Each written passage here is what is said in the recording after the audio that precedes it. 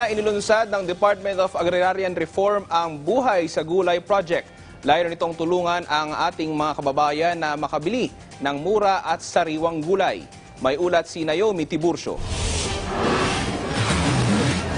Sa panahong ito, sa loob ng mga palengke, aakalain mong may kompetisyon dahil ang iba't ibang tinda tila pamahalan ang labanan mula sa baboy, isda at mga gulay upang matulungan ang mga mamamayan na makakuha ng fresh at murang gulay sa mga syudad. Inilunsad ng Department of Agrarian Reform ang Buhay sa Gulay Project, ang isang ektaryang football field sa loob ng compound ng St. John Bosco Parish Church, pansamantalang ginawang taniman ng gulay.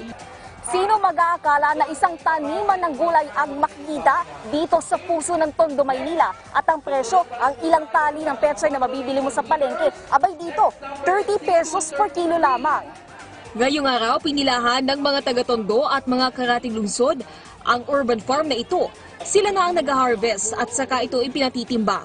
Pumapatak lamang ng 30 hanggang 50 pesos ang tindang pechay, mustasa at Chinese kangkong. Sana dumami, lalo na sana kung makapagtanim ng mga mahal na gulay sa palengke. Katulad ng sili, patatas, yan ang mahal ngayon eh. Yun ang problema dito sa amin, walang pagtataniman sa Tondo. Hindi katulad sa ibang lugar, malalaki yung lupa, makakapagtanim sila. Pero dito sa Tondo, mahirap na, puro semento na eh. Nagulat po ako, meron palang ganitong mga pananim dito sa Manila. Malaking bagay po sa amin kasi lalo na po ngayon sa panahon ngayon, ang mahal po ng mga bilihin.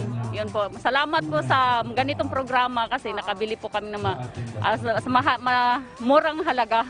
Nakatakdaring ilunsad ang proyektong ito sa Quezon City at Caloocan City sa susunod na mga linggo upang masugpo ang kagutuman at maturuang magtanim ang mga bahagi ng marginalized sector.